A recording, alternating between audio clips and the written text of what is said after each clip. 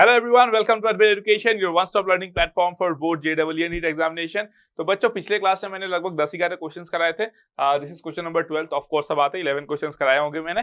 तो अभी हम लोग क्वेश्चन 12 से स्टार्ट करेंगे। तो आई होप सो अगर आपने लास्ट लेक्चर को अटेंड किया है और उससे पहले वाले लेक्चर को अटेंड किया है तो आपने देखा है कि कितने अच्छे तरीके से आपको कंपोजिट और इनवर्स फंक्शन के बारे में मैंने बताया। एंड देन लास्ट सेशन में कुछ क्वेश्चंस लिए जिससे आपको एक बेहतरीन आइडिया हुआ होगा कि जो कंसेप्ट आप पढ़ते हो उसको क्वेश्चन में कैसे अप्लाई करते हो। ये बात हमेशा दिमाग में रखना कि आप जिस एग्जाम की तैयारी कर रही हो दैट्स अ चैलेंजिंग एग्जाम। अगर मैं जेईई एडवांस की बात करूं that's even more challenging.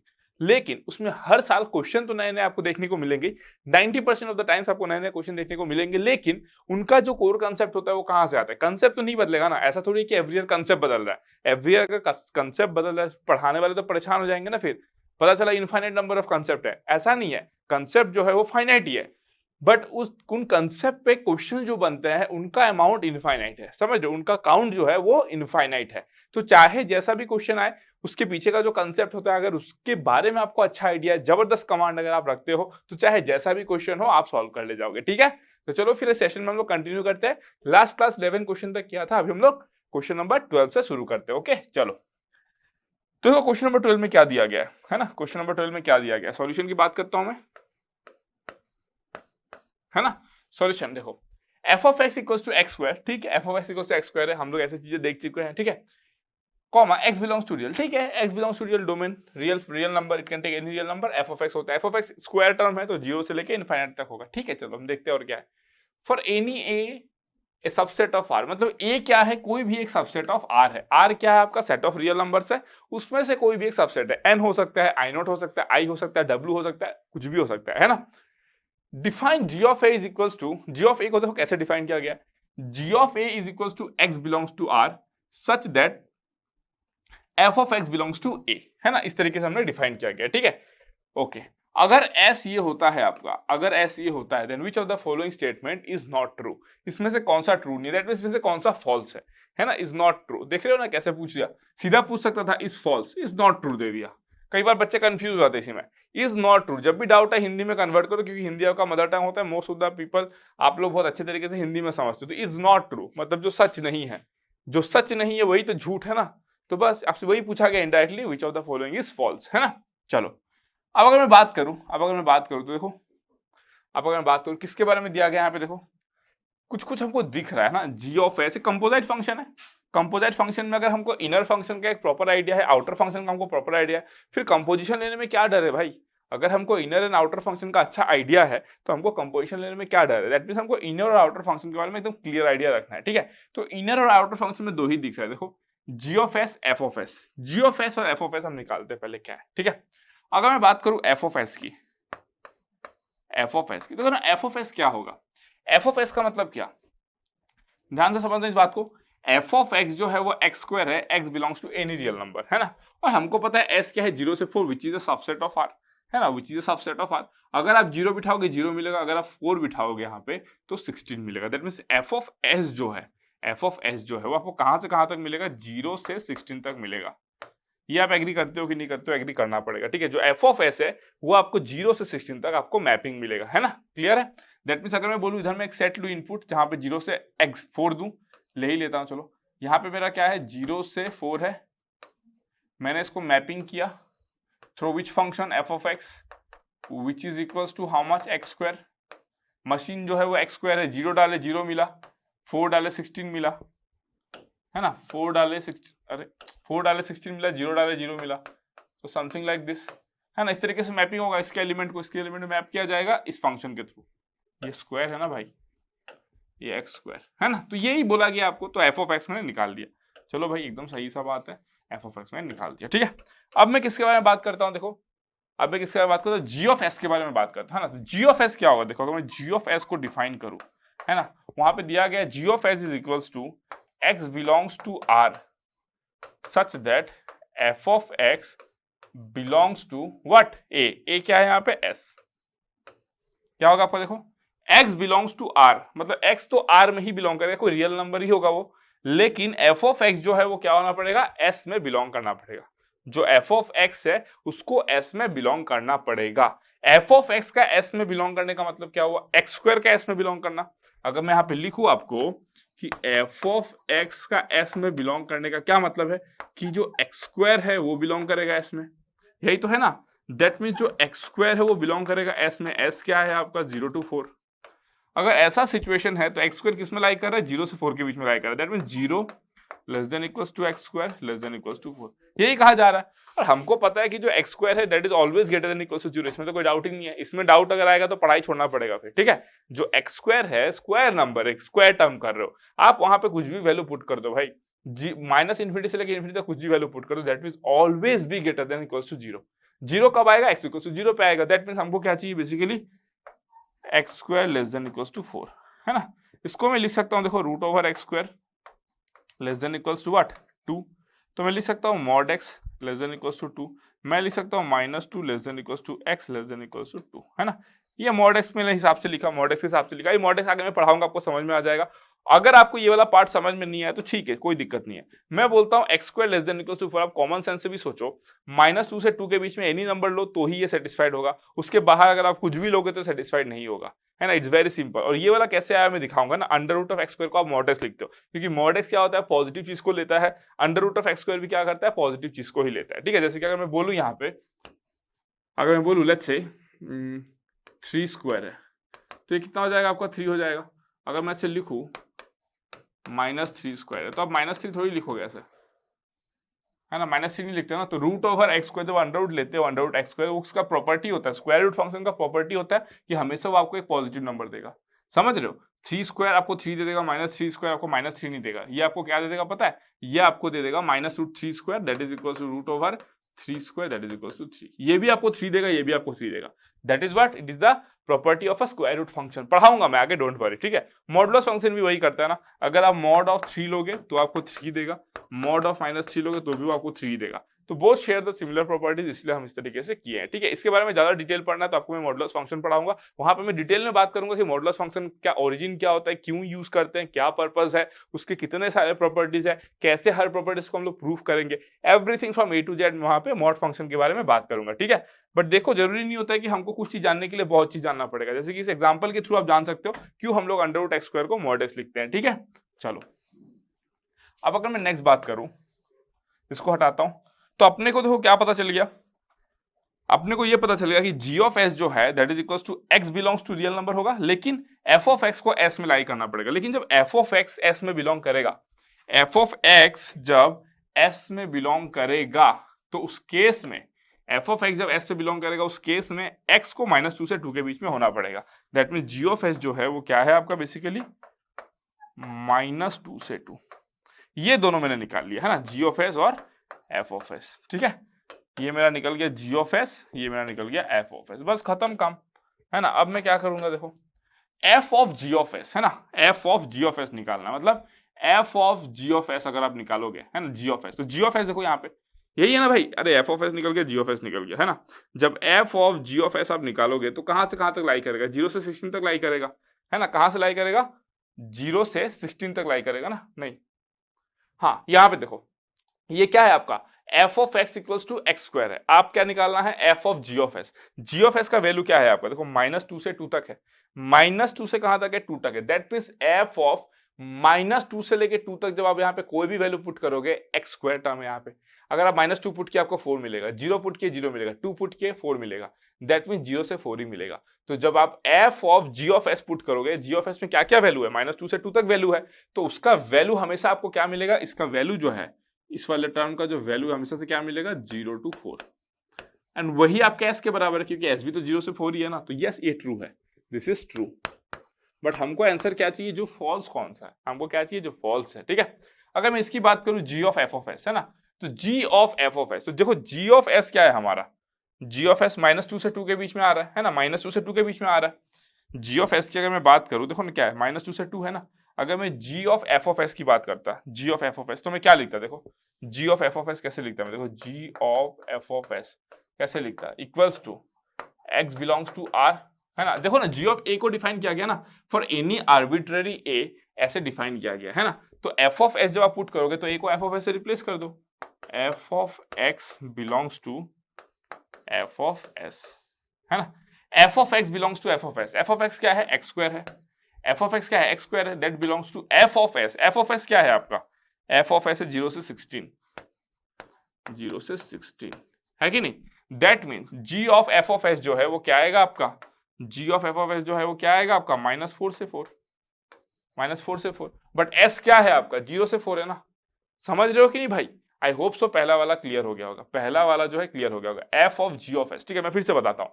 F of ji of s मतलब जो आप यहाँ पे जी ऑफ एस पुट करोगे, f of ji of s मतलब क्या, आप जी ऑफ एस के वैल्यूज पुट करोगे यहाँ पे। जी ऑफ एस का वैल्यूज कहाँ से कहाँ तक है, -2 से 2 तक है। आप यहाँ पे -2 से लेके 2 तक कोई भी वैल्यू पुट करो, यहाँ पे आपको 0 से 4 ही मिलेगा, वही तो दिया है आपको 0 से 4। तो एस क्या है 0 से 4, इसका वैल्यू भी 0 से 4 दोनों इक्वल है, एकदम ट्रू है ये, ठीक है। फिर आता है G of F of S. देखो जी ऑफ ए को कैसे डिफाइन किया गया है, हम लोग जी ऑफ एफ ऑफ एस को भी वैसे ही डिफाइन करेंगे, बस जहां पे ए है वहां पे एफ ऑफ एस लिख दो। तो हमको ये मिला F of x belongs to F of S. F of x क्या है आपका एक्स स्क्वायर है, belongs to F of S. जो भी एक्स इसको सेटिस्फाई करेगा वही तो G of F of S का वैल्यूज होगा ना। देखो ना क्या लिखा गया, G of F of S equals to X belongs to R. आप लिखते थे ना इसमें कौन सा सेट बिल्डर मेथड में, x बिलोंग्स टू r, लेकिन f of x belongs to f of s होना पड़ेगा। जो इसको प्रॉपर्टी को सेटिस्फाई करेगा वही, जो भी x इस प्रॉपर्टी को सेटिस्फाई करेगा वही यहाँ पे आपका g of f of s का वैल्यू बनेगा। तो अगर मैं बोलूं x स्क्वायर बिलोंग्स टू 0 से 16, x का क्या वैल्यू हो सकता है, x तो कोई भी रियल नंबर है, लेकिन x का वैल्यू क्या हो सकता है -4 से 4 तक। बट क्या वो s के बराबर है, क्योंकि s क्या है आपका 0 से 4, ये क्या आ रहा है आपका -4 to 4। क्या दोनों इक्वल है, नहीं है, तो ये भी ट्रू है भाई, ये भी ट्रू है, तो ये भी ट्रू हो गया, ठीक है, ये भी ट्रू हो गया। ओके, तो मैं इसको मिटा देता हूं, मैं सबको मिटा देता हूं यहाँ पे,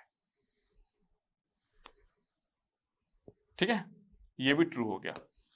चलो अब थर्ड की बात कर लेते हैं हम लोग, है ना, थर्ड की बात कर लेते हैं। G of F of S, G of F of S अभी अभी हमने निकाला, G of F of S अभी अभी हमने निकाला, कितना आया उसका वैल्यू, -4 to 4 आया ना, अभी अभी तो निकाला हमने G of F of S. G of F of S अभी निकाला हमने, कितना -4 से 4 आया, है ना। और यहाँ पे कितना है आपका जी of S, G of S क्या है हमारा -2 से 2। क्या ये दोनों इक्वल हो सकता है, नहीं इक्वल नहीं है, ये दोनों इक्वल नहीं है, तो फॉल्स, फॉल्स। तो यही तो हमारा आंसर है, क्योंकि हमको क्या चाहिए था, जो फॉल्स है वही तो हमको चाहिए ना, जो फॉल्स है हमको तो वही चाहिए, है कि नहीं। तो ये क्या हो गया, फॉल्स हमको आंसर मिल गया। क्यों, बिकॉज जी ऑफ एस देखो ना क्या है -2 से 2, जी ऑफ एफ ऑफ एस क्या है देखो ना -4 से 4, भाई कैसे सेम होगा, नहीं होगा ना सेम, है ना। वहीं अगर मैं f of ji of s की बात करूं, f of ji of s की बात करूं, जो हमने यहाँ पे निकाला था, तो कितना आया था 0 से 4, 0 से 4। देखो सबके वैल्यू निकाल लिए, है ना। ये आपका देखो फर्स्ट वैल्यू निकाल लिया, ये सेकंड वैल्यू निकाल लिया, ये थर्ड वैल्यू निकाल लिया, ये फोर्थ वैल्यू निकाल लिया, है ना।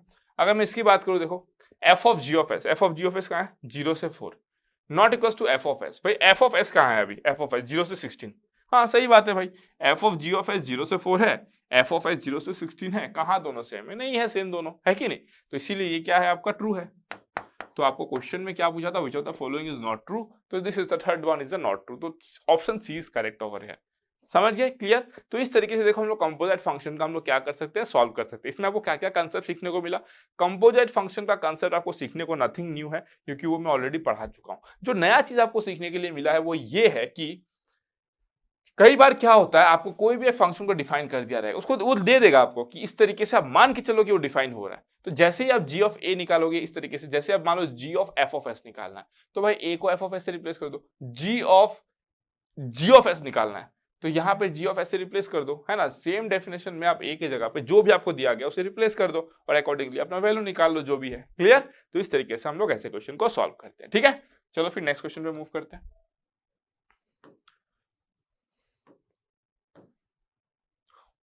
इस क्वेश्चन पे चलते हो, ये क्वेश्चन आप लोगों को ट्राई करना है। देखो जब भी मैं आपको करा रहा होता हूं ना, तो आपको ना एक बार खुद से ट्राई करना चाहिए, मेरे पढ़ाने से पहले एक बार खुद से आपको एक बार एटलीस्ट ट्राई करना चाहिए, ठीक है। चलो अब इस क्वेश्चन को हम लोग सॉल्व करते हैं। देखो कैसे सॉल्व करेंगे, सॉल्यूशन क्या दिया गया, x belongs to r minus 0,1। इसका मतलब क्या हुआ कि x एनी रियल नंबर ले सकते हैं, 0 1 नहीं लेगा। क्यों, क्योंकि देखो f1x 1/x 0 होगा तो पंगा हो जाएगा, f2x 1 - x यहाँ पे कुछ भी हो सकता है, f3x 1/1 - x यहाँ पे 1 होगा तो पंगा होगा। इसीलिए सब सेफ रखने के लिए 0 और 1 वैल्यू हटा दिया कि भाई चलो x 0 1 लेगा ही नहीं, एकदम प्रॉब्लम मुक्त हो गए हम लोग। जो हमको प्रॉब्लम कर सकता था, समझ रहे हो ना, जो हमको पोक कर सकता था उसको हमने हटा दिया 0 और 1 को, ठीक है। If a function j of x satisfied this one, है ना, तो आपको निकालना है j of x is equal to, ये 2019 का क्वेश्चन है, इतना सिंपल सा क्वेश्चन देखो 2019 में आया है। JEE 2019 में है। इतना सिंपल सा क्वेश्चन है ना। अगर देखो मैं आपको बोल देता, ध्यान से सुनना इस बात को, इस क्वेश्चन को देख के बहुत बच्चे पहले घबरा गए होंगे, उनको तुरंत क्लिक नहीं किया होगा, है ना। बट मैं ये बोलता हूं कि इस क्वेश्चन में अगर मान लो, एक बार के लिए मान लो, ठीक है, अगर आपको j ऑफ x दिया रहता है, ऐसे सोचो एक बार, ऐसे सोचो नया क्वेश्चन को कैसे हैंडल करते हैं, ठीक है। अगर आपको j ऑफ x दिया होता, लेट्स से अगर दिया हुआ है, आपको f1x दिया गया है, आपको f2x दिया गया, आपको f3x दिया गया, आपको j ऑफ x भी दिया गया, तो आप बताओ क्या इसका कंपोजिशन निकालना आपके लिए टफ था? नहीं था। क्यों? बिकॉज आप 1 2 3 4 10 फंक्शन का भी आप कंपोजिशन निकाल सकते हो, आपको मैंने पढ़ाया है कि नहीं। आराम से निकाल सकते हो, कोई डाउट नहीं आएगा, ठीक है। तो इसको कैसे सॉल्व करना है भी देखो, इसको कैसे सॉल्व करना है। आपके पास j ऑफ x आपको दिया हुआ नहीं है ना, आपको j ऑफ x दिया गया नहीं है, इट्स ओके फाइन, नहीं दिया गया तो कोई दिक्कत नहीं है। आप मान लो कि j ऑफ x जो है वो कुछ t ऑफ x रहा होगा, ये तो मान सकते हो ना, रहा होगा t ऑफ x, ठीक है। चलो अब इसको मान के हम लोग चलते हैं। j ऑफ x मान लो 1/x 2/x 5/x कुछ रहा होगा, वी डोंट नो क्या रहा होगा, बट कुछ तो रहा होगा। In that case let's say j of x is equals to t of x, assume कर लेते हैं, ठीक है।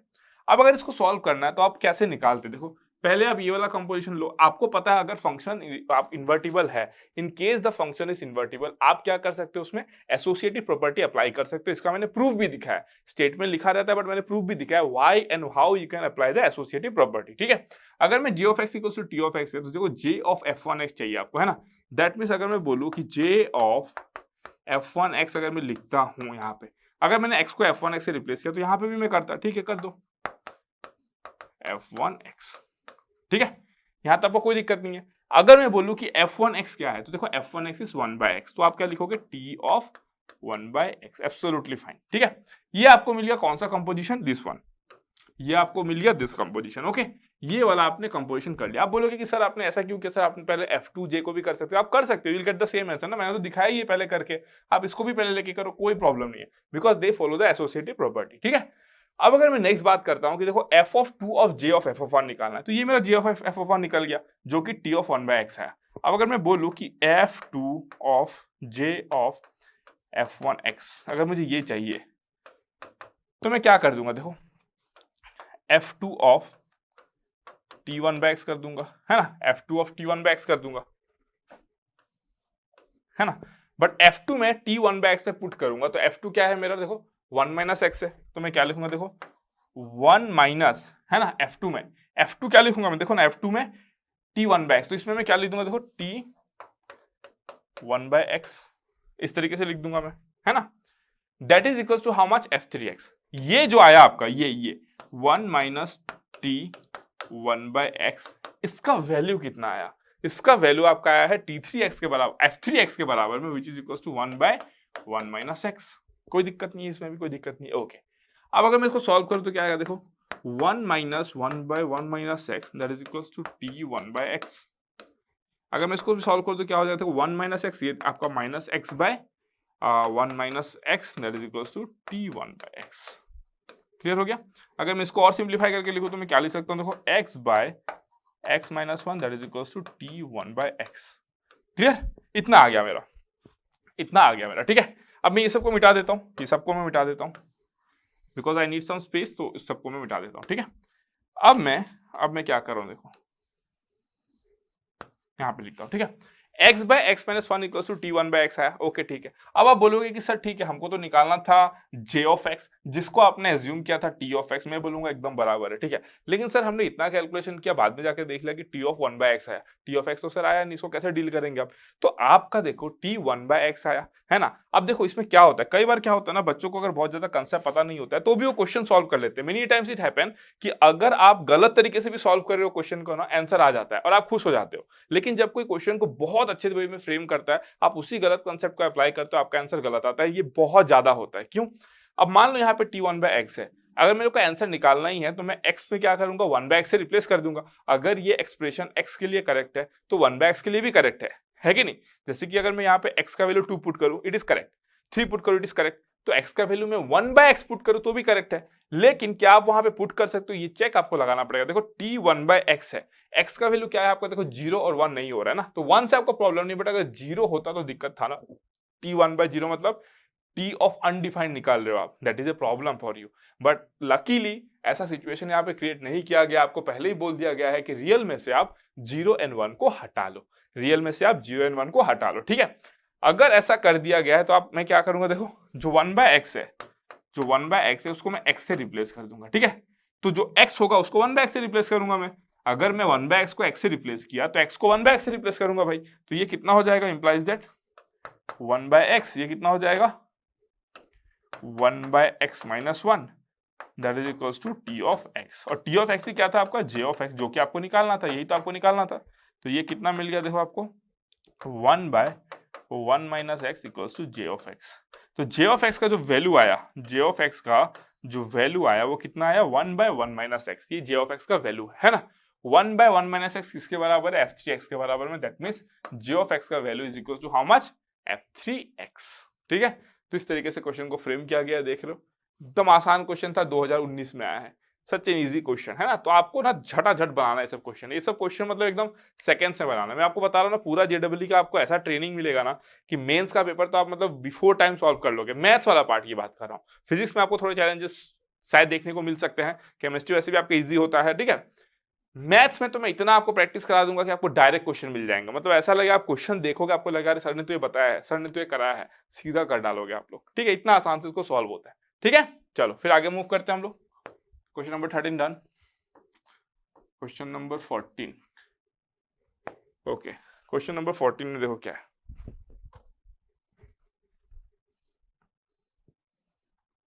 ठीक है। क्वेश्चन नंबर 14 में देखो आप, ठीक है। क्वेश्चन नंबर 14, क्वेश्चन नंबर 14 में आपको कंपोजिट फंक्शन दिया गया, आपको simply g of f of x पूछा है ना, g of f of x।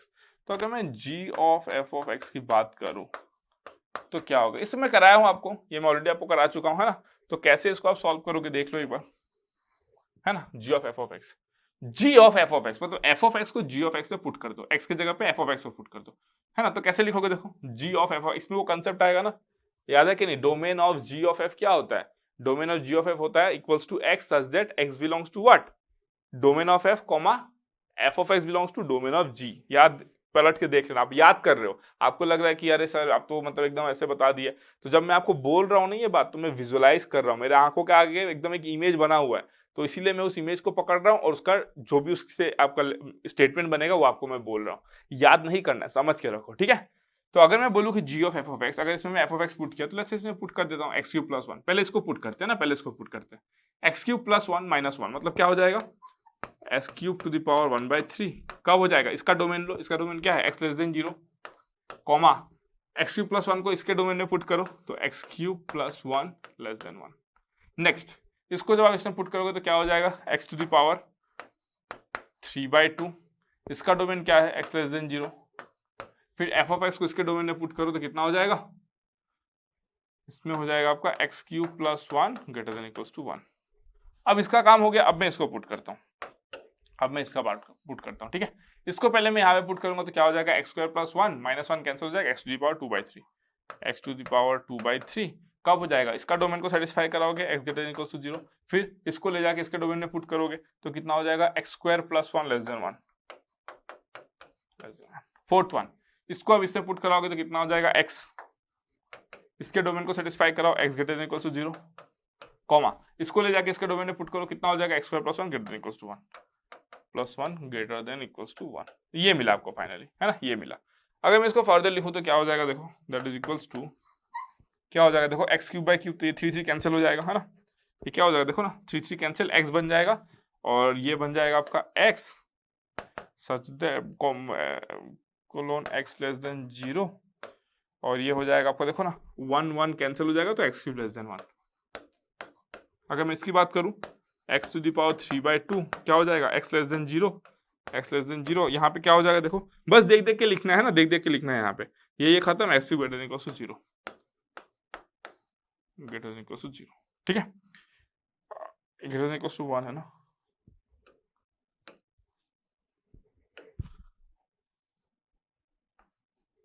है ना, यहाँ पे देखो सेकेंड वाला क्या था, एक्स क्यूब प्लस 1,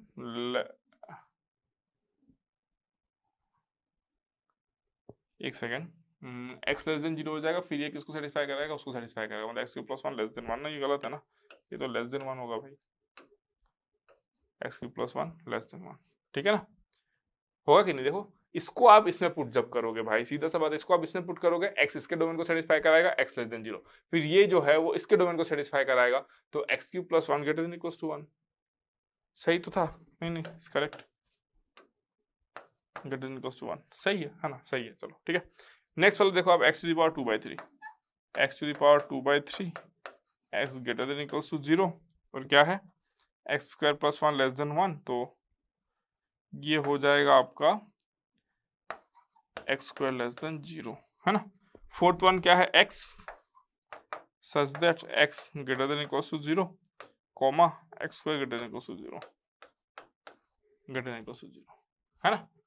अब अगर मैं बात करूं, देखो अब अगर मैं बात करूं और ये 0 होगा, this one will be 0, this one will be 0, है ना। तो इस तरीके से आया मेरा, इस तरीके से आया।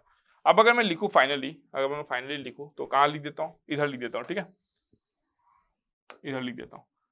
तो g of f of x that is equals to, finally जो मेरा आएगा, देखो क्या आएगा, x इज लेस देन 0 और x cube less than 0, x cube less than 0 मतलब x has to be negative, cube अगर लेस देन 0 हो रहा है तो it x has to be negative ना, पॉजिटिव नंबर लेके आप लेस देन 0 नहीं कर पाओगे, it has to be negative, that means ultimately इसका सॉल्यूशन सेट क्या आएगा, कॉमन सेट जो है that is equals to x less than 0, ठीक है।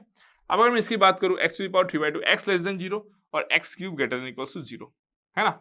x को क्या होना है, 0 से छोटा होना है, x क्यूब को ग्रेटर देन इक्वल्स टू 0 होना है, दैट मींस व्हाट, दोनों का कॉमन सॉल्यूशन सेट आएगा क्या, नहीं आएगा, because x has to be positive ना भाई, यहाँ पे क्लियरली मेंशन्ड है x लेस देन 0, x एकदम नेगेटिव नंबर होगा ना, स्ट्रिक्टली नेगेटिव नंबर होगा, और x cube greater than equals to 0 मतलब it can not be negative, it can never be negative, it has to be positive, है ना। तो इसका पॉजिटिव मांग रहा है x, इसका नेगेटिव मांग रहा है x, तो कॉमन सॉल्यूशन नहीं है, तो it will be 5, no common solution. अगर मैं इसकी बात करूं, देखो x greater than equals to 0 है और x क्यूब क्या है, x स्क्वायर क्या है, लेस देन 0 है, स्क्वायर कभी लेस देन 0 होगा ही नहीं किसी नंबर का, नॉट पॉसिबल, नेवर नेवर, है ना। तो इसका कॉमन सॉल्यूशन सेट आएगा ही नहीं, तो ये हो जाएगा आपका 5।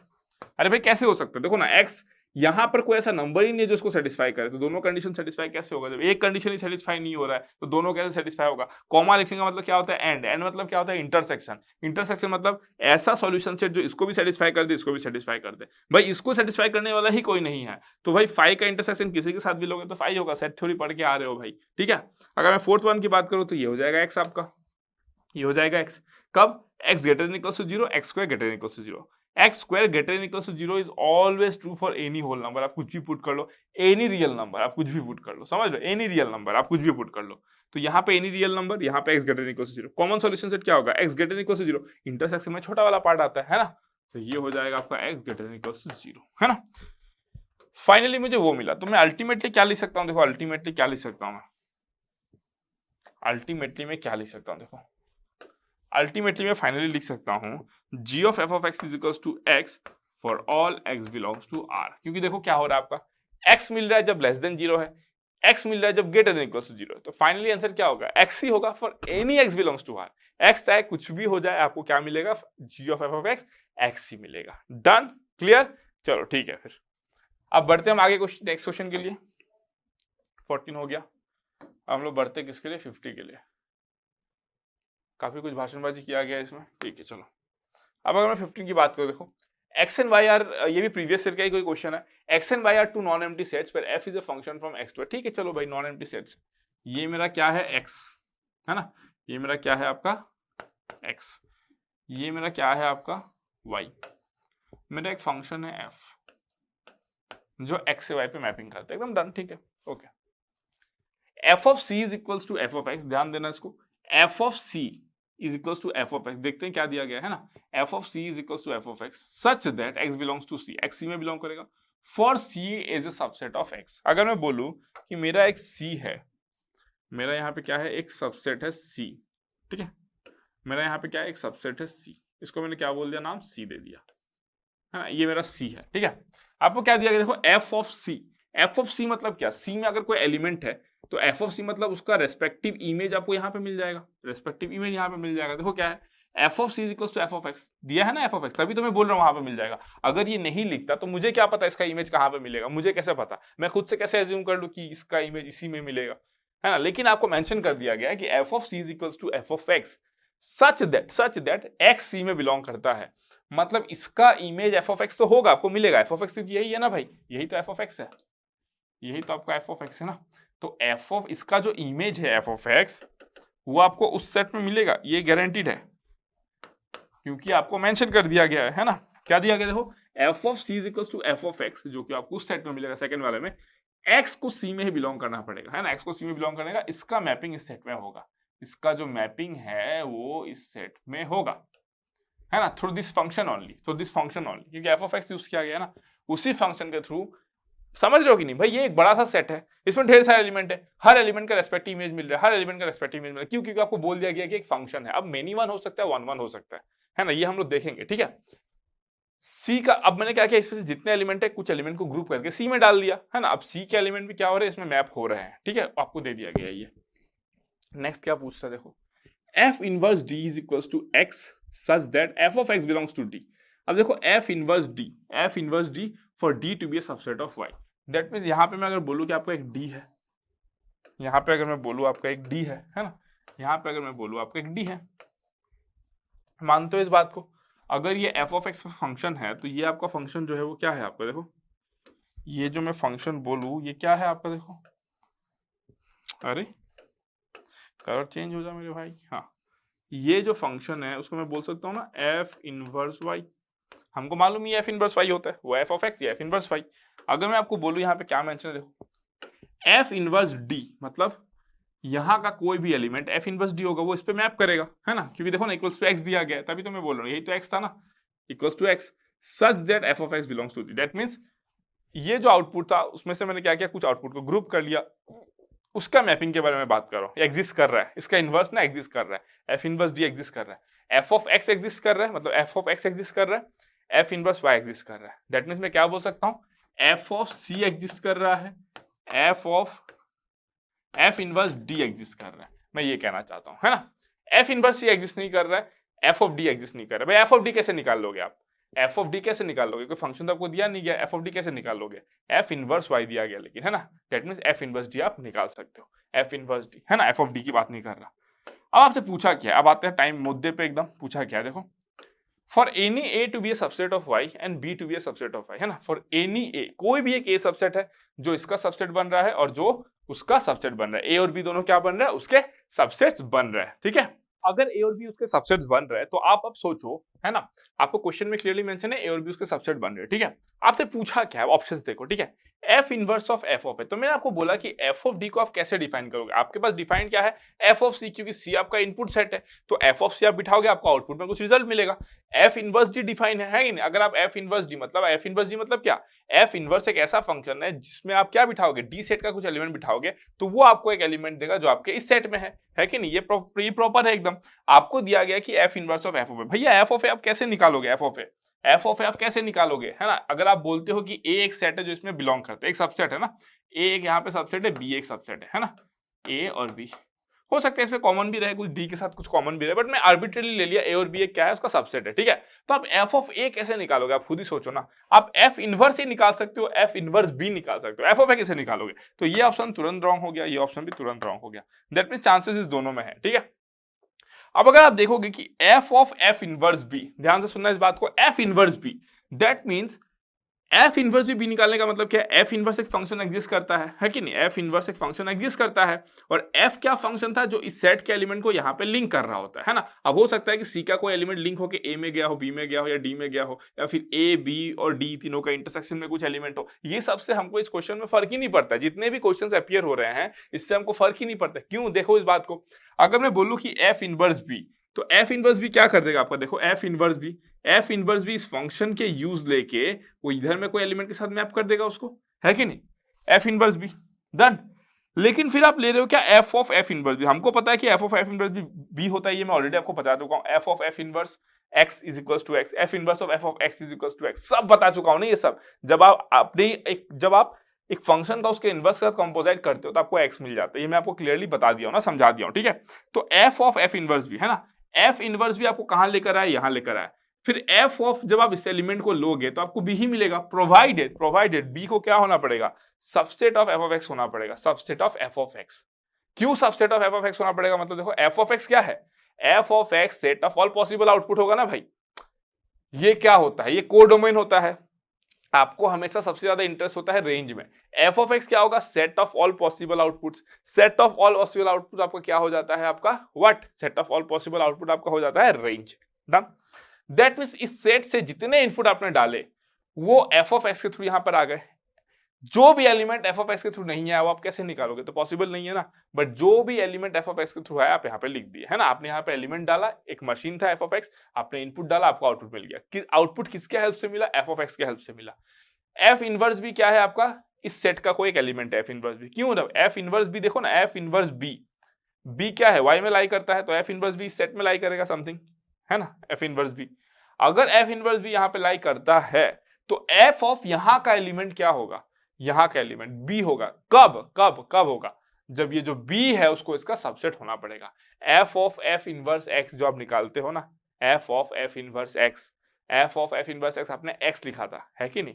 F of f inverse x आपने क्या लिखा था, एक्स लिखा था, ठीक है। तो इन दैट केस, या f of f inverse y आपने क्या लिखा था, वाई लिखा था ना। क्यों, अब एक्स वाई में आप फिर से कंफ्यूज हो जाओगे, इसलिए मैंने बोला जब मैं एक्स बोल रहा हूं तब भी मैं इसी को मीन कर रहा हूं, इसीलिए आप कंफ्यूज ना हो, ताकि मैं वाई बोल दिया। F of f inverse y, क्या बोला मैंने, f of f inverse y. F inverse y इधर लेकर आया, f of f inverse y मतलब एफ ऑफ इधर वाला एलिमेंट उधर लेके जाएगा, है कि नहीं, यही तो आप करते हो। बट वाई क्या होता है आपका, पार्टिसिपेट कर रहा होता है उस फंक्शन में ना, उस मैपिंग में वाई पार्टिसिपेट कर रहा होता है। तो यहाँ पे भी आप क्या बोलोगे, एफ इनवर्स भी आपको यहाँ लेकर आया, एफ ऑफ यहाँ का एलिमेंट आपको क्या दे देगा, यहाँ का एलिमेंट दे देगा, लेकिन बी को जो होगा वो इस फंक्शन के थ्रू पार्टिसिपेट करना पड़ेगा। आप एक ऐसा एलिमेंट ले रहे हो जो पार्टिसिपेट ही नहीं किया, भाई उसका आप कैसे निकाल दोगे, उसको इनवर्स नहीं कर पाओगे ना, इनवर्स के लिए तो पार्टिसिपेट करना जरूरी है सबको। तो इसीलिए एफ इनवर्स भी आप निकाले, क्योंकि एफ इनवर्स क्या है, इस फंक्शन के ही तो इनवर्स आ रहा है ना, ये जो इनवर्स है वो तो इसी फंक्शन का इनवर्स है। दैट मींस आपने यहाँ पे कुछ एक इनपुट दिया, आपको ये फंक्शन उधर लेकर गया, इसी फंक्शन का आपने इनवर्स निकाला। ये एफ इनवर्स कुछ दूसरा नहीं है, ये इसी फंक्शन का इनवर्स है जो आपको यहाँ के एलिमेंट के साथ यहाँ लेकर आएगा। तो एफ इनवर्स बी आपको इधर लेकर आया, f inverse b, f inverse b आपको क्या किया, यहां से यहां लेकर आया। आपने बी कोई भी एक एलिमेंट पुट किया यहाँ पे, वो आपको इधर लेकर आ गया। लेकिन जब आप f of f inverse b करोगे, दैट मींस एफ ऑफ इधर वाला एलिमेंट जब आप लोगे कुछ भी, तो वो आपको उधर लेकर जाएगा, बी कराएगा ये। कब, जब बी जो है that has to be a subset of F of x, b has to be a subset of f of x, that means b has to be a subset of y, b has to be a subset of y, this is the right answer c। ठीक है, done. एकदम simple question था, although मैंने बहुत explain कर दिया, but ये बहुत सिंपल और बहुत इजी क्वेश्चन था। एग्जाम में ये शायद मतलब 5-10 सेकंड का क्वेश्चन था ये, अगर किसी का कंसेप्ट बहुत क्लियर है, और 5-10 सेकंड भी बस इस क्वेश्चन को पढ़ने के लिए। ठीक है, चलो आगे मूव करते हैं फिर। 16 नंबर, 16 नंबर में क्या है देख लो, 16 नंबर की बात करते हैं, आ जाओ। ठीक है, अब 16 नंबर में देखो क्या है, मैं सॉल्यूशन लिखता हूँ, सॉल्यूशन 16 नंबर। ठीक है, एफ ऑफ एक्स दिया गया है sign x plus cos x, ठीक है, जी ऑफ एक्स दिया गया एक्स स्क्वायर माइनस 1, ठीक है। G of F of x is invertible in the domain, है ना, G of F of x is invertible. जब भी ऐसा दिया रहेगा क्लियर है, इन्वर्टिबल मतलब क्या होना पड़ेगा, 1-1 होना पड़ेगा, और क्या होना पड़ेगा आपका, ऑन टू होना पड़ेगा, तभी इन्वर्टिबल होगा, हमको पता है। तो उसी कंडीशन को यूज किया जाता है ना। जब भी आपको पूछा जाए G of F of x is invertible, F of ji of x is invertible, आप इसी कंडीशन को यूज करके आंसर निकालते हो। तो अगर मैं सबसे पहले जी ऑफ एफ ऑफ एक्स निकालता हूँ, तो यहाँ पे एफ ऑफ एक्स पुट करो तो क्या हो जाएगा, देखो गॉफ ऑफ एक्स क्या हो जाएगा आपका, दैट विल बिकॉज यहाँ पे एफ ऑफ एक्स पुट करोगे तो कितना हो जाएगा, देखो sine x plus cos x whole square minus 1। अगर मैं इसको लिखूँ तो कितना हो जाएगा, देखो sine square x plus cos square x plus 2 sine x cos x minus 1। ठीक है, अगर मैं बोलूँ कि sine square x plus cos square x equals to 1 होता है ना, आप स्कूल में पढ़े हो, जिसने नहीं पढ़ा वो ट्रिग्नोमेट्री में पढ़ेगा, इसका वैल्यू 1 होता है ऑलवेज ऑलवेज, है ना, for all x belongs to domain of the function 1। ठीक है, plus 2 sine x cos x minus 1। ठीक है, ये हो गया मेरा।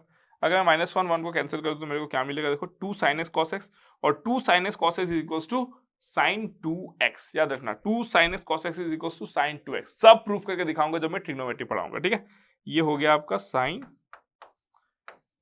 2x, क्लियर, ये साइन 2x हो गया, है ना। अब आप चाहते हो कि ये फंक्शन क्या है, इन्वर्टिबल हो। इन्वर्टिबल होने के लिए क्या होना पड़ेगा, इसको 1-1 एंड 1-2 होना पड़ेगा। तो अगर मैं बात करूं इसके बारे में, देखो अगर मैं बात करूं कि जी ऑफ एफ ऑफ एक्स, है ना, तो इसको 1 1 1 2 होने के लिए देखो x का मैं कोई भी रियल नंबर ले लूं, मुझे पता है कि ये जो है वो -1 से 1 के बीच में लाई करेगा, -1 से 1 के बीच में ये लाई करेगा, ये मैं एकदम 100% श्योर हूं ना। Sine theta always lies in between -1 to 1, चाहे थीटा का वैल्यू आप 2x लो, 4x लो, 10x लो, x³ लो, कुछ भी ले लो, क्या होगा वो -1 से 1 के बीच में लाई करेगा for all x belongs to real, है ना। अब अगर मैं बोलूं साइन 2x का कर्व देखो, ठीक है, साइन 2x, अगर मैं बोलूं कि ये मेरा किसका कर्व है, ये मेरा किसका कर्व है, y is equals to sine x, ये साइन x का कर्व है, जहां पे ये 0 होता है, ये π/2 होता है, ये पाई होता है, ये 2π होता है ना, ये आप बोलूं तो -π हो जाएगा, ये -2π हो जाएगा, है ना, ये कितना हो जाएगा आपका -π/2 हो जाएगा। ये किसका ग्राफ है, साइन x का ग्राफ है, साइन x का ग्राफ है, ठीक है। तो साइन 2x का ग्राफ कब होगा, साइन 2x का ग्राफ कैसा होगा, देखो अगर मैं बात करूं साइन 2x की, तो साइन 2x का ग्राफ कैसा होगा, देखो, है ना, साइन 2x, देखो साइन 2x 0 कब होगा, जब x 0 होगा तो 0 होगा, ठीक है। 1 कब होगा, हमको पता है कि साइन का वैल्यू 1 कब होता है, π/2 पे, तो x का वैल्यू क्या बिठाओगे आप, π/4 बिठाओगे। दैट मीन्स अब जो ग्राफ मेरा बनेगा, अब जो मेरा ग्राफ बनेगा वो ऐसा बनेगा, बट ये जो मेरा π/2 था ये मेरा क्या बन जाएगा, π/4, ये जो मेरा पाई था ये बन जाएगा π/2, ये जो मेरा 2π था ये मेरा बन जाएगा पाई, समझ रहे हो, इस तरीके से ये मेरा कितना बन जाएगा -π/4, ये मेरा कितना बन जाएगा π/2 with negative sign, like this, इस तरीके से हो जाएगा। क्यों, देखो ये किसका ग्राफ है, मैंने बोला आपको ये ग्राफ है आपका y is equals to sine 2x, है ना, इसको स्केलिंग प्रॉपर्टी बोलते हैं ना, आपने क्या किया, उसको स्केल कर दिया, है ना, किस तरीके से स्केल कर दिया, साइन 2x कर दिया, समझो, उसको स्केलिंग कहते हैं। देखो अगर मैं बोलूँ ये सब पढ़ोगे आप लोग, जब इंजीनियरिंग करोगे ना, अगर इलेक्ट्रॉनिक्स, इलेक्ट्रिकल, इंस्ट्रूमेंटेशन, ये सब इंजीनियरिंग करोगे तो आपको सिग्नल्स एंड सिस्टम एक चैप्टर मिलता है जहां पे ये सब पढ़ाया जाता है ना, time shift, time scale, time reversal. अगर मैं मैथ्स के लैंग्वेज में बात करूं तो ग्राफ को शिफ्ट करना, ग्राफ को स्केल करना, ग्राफ को रिवर्सल करना, this are all part of mathematics only, but ये सब मैथमेटिक्स का स्किल्स उस सब्जेक्ट में यूज होता है जो आप सिग्नल्स एंड सिस्टम में पढ़ोगे, ठीक है। अगर मैं बोलूं कि मेरे पास एक फंक्शन है f(x) that is equals to sine x, है ना, मैंने स्केल किया, स्केल करने का मतलब क्या, f(2x) इज इक्वल्स टू क्या हो जाएगा, साइन 2x। तो इसको मैंने क्या किया, स्केलिंग किया, मैंने 2x से स्केल किया, हो सकता था मैं 1/2 से भी स्केल कर सकता था, इसको मैंने 2 टाइम्स स्केल किया ना, तो 1/2 टाइम्स भी कर सकता था मैं ये, है ना। जब आप 2x जब करते हो, है ना, जब इन जनरल अगर मैं बोलूं f(ax), जब आप ऐसा कुछ करते हो, अगर a ग्रेटर देन क्या है आपका 1 है, अगर a ग्रेटर देन 1 है, तो इन दैट केस आपको ये वाला जो ग्राफ है ना, ये जो ग्राफ दिख रहा है, ये इसमें देखो पहले ये π/2 था, अभी π/4, और छोटा होते हुए दिखा ना, मतलब डिवाइडेड बाय a हो गया, ऐसा आप बोल सकते हो, पहले क्या था π/2, अभी डिवाइडेड बाय a हो गया, है ना। तो इस तरीके से आपको देखने को मिलता है, ठीक है। अगर मैं बोलूं आपसे कि a का वैल्यू लाइज इन बिटवीन 0 से अगर 1 है, 0 से अगर 1, तो आपको ये ऐसे फैलते हुए दिख जाता, ठीक है। तो ये स्केलिंग प्रॉपर्टी होता है, आप लोग सब देखोगे, मैंने आपको इसलिए इस तरीके से नहीं सिखाया बिकॉज अभी इसका रिक्वायरमेंट नहीं है। जब मैं ग्राफ के बारे में बात करूंगा तो मैं तीनों प्रॉपर्टी को अच्छे से बताऊंगा आपको, ठीक है, time shift, time scale, time reversal, है ना। टाइम शिफ्ट मतलब आप ग्राफ को ऐसे ऐसे शिफ्ट करते हो, ऐसे ऐसे शिफ्ट करते हो, ठीक है। टाइम स्केल मतलब आपने देखा अभी किस तरीके से आपने स्केल किया ग्राफ को, है ना। शिफ्टिंग अलग होता है, शिफ्टिंग मतलब इसी ग्राफ को आप ले जाके इधर शिफ्ट कर दिए, इसको अगर आप π/2 से शिफ्ट करोगे तो यही ग्राफ किसका बन जाएगा, आपका कॉस थीटा का ग्राफ बन जाएगा ना। अगर आप π/2 इधर लेकर आ गए, इस ग्राफ को आप मान लो आधा से π/2 ऐसे सरका दिए, इधर इधर कर दिए, इस तरफ कर दिए, तो ये क्या बन जाएगा, आपका cos x का ग्राफ बन जाएगा, है ना, शिफ्टिंग के साथ साथ। इसीलिए आप बोलते हो ना कि sin π/2 - x, sin π/2 + x, ये सब cos x हो जाता है कि नहीं, इसीलिए दिस इज द रीजन, ठीक है। अगर मैं आपको बोलूं कि ये स्केलिंग आपको दिखा दिया, फिर रिवर्सल क्या होता है, रिवर्सल मतलब होता है आप ग्राफ को फ्लिप कर देते हो, रिवर्स कर देते हो आपको, है ना, रिवर्स हो जाता है एज पर दिस एक्सिस, इस एक्सिस को रेफरेंस रखते हुए, मिरर के हिसाब से रखते हुए आप ग्राफ को घुमा देते हो, ठीक है। तो चलो ये सब चीजें तो हो गई, ये सब चीजें तो हो गई, बात करेंगे हम लोग। लेकिन अगर आपको इतना नहीं जानना है, आपको सीधा करना है, तो आप फिर भी ऐसे कर सकते हो, साइन 2x है, आप वैल्यूज पुट कर लो ना, अगर 0 पे आपको 0 मिलेगा, π/2 पे आपको क्या मिलेगा, देखो पाई मिलेगा, x का वैल्यू π/2 पे आपको साइन पाई का वैल्यू मिलेगा, क्योंकि 2 और 2 कैंसिल हो गया, तो साइन पाई क्या हो जाएगा, 0, तो यहाँ पे आपको 0 मिल रहा है। π/2 पे आपको क्या मिलेगा, देखो π/2 पे 0, ये रहा π/2 पे 0 मिल रहा है ना, π/2 पे 0। π/4 पे क्या मिलेगा, π/4 पे आपको π/2 का इफेक्ट मिल रहा है, तो ये रहा π/4 पे आपको देखो 1 मिल रहा है, 1 1, ये 1 है ना, -1, ये देखो 1 हो गया, ये -1, ठीक है ना, डन। तो अब आपसे क्या पूछा कि ये फंक्शन इन्वर्टिबल कब होगा? हमको पता है फंक्शन इन्वर्टिबल तब होगा जब इसको 1 1 होना पड़ेगा। 1 1 कौन से रेंज में? देखो 0 से π/2, अगर मैं बात करूँ ये आपका 0 है, ये आपका π/2। देखो 0 से π/2 में ये है many one, sorry I mean one, हाँ मेनी वन। देखो x का मल्टीपल वैल्यूज के लिए y का सेम वैल्यूज आ रहा है ना, ये मेनी वन का ग्राफ है भाई। अरे हॉरिजॉन्टल लाइन टेस्ट 2 पॉइंट पे कट कर देगा 0 से π/2 के बीच में। अगर -π/4 से π/4 की बात करूँ, देखो -π/4 से π/4, yes it is 1 1, yes answer तो मिल गया हमको। बाकी वेरीफाई कर लेते हैं 0 से पाई तक। 0 से पाई तक भाई नहीं है, देखो 0 से पाई तक भी क्या है आपका मेनी वन फंक्शन है। अगर मैं बोलूं -π/2 से π/2 तक, देखो -π/2 से लेकर π/2 तक, यहाँ पे भी क्या है फंक्शन आपका मेनी वन है ना, फंक्शन आपका मेनी वन है। क्लियर ना? तो this is your right answer. इतना इजी क्वेश्चन आता है देखो एग्जाम में, है ना, ये सब प्रीवियस ईयर का ही क्वेश्चन है आपका, तो हवा में बन जाएगा, मतलब हवा में। ठीक है, देखो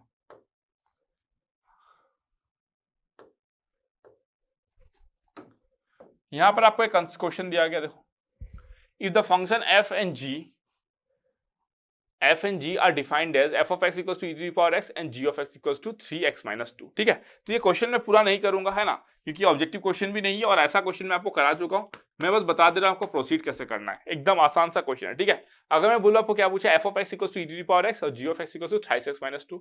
ठीक है, फंक्शन डिफाइंड है R2R, g भी डिफाइंड है R2। Find the function f of g। f of g हमको पता है क्या हो जाएगा भाई, f of g हमको पता है क्या हो जाएगा, e to the power 3x minus 2।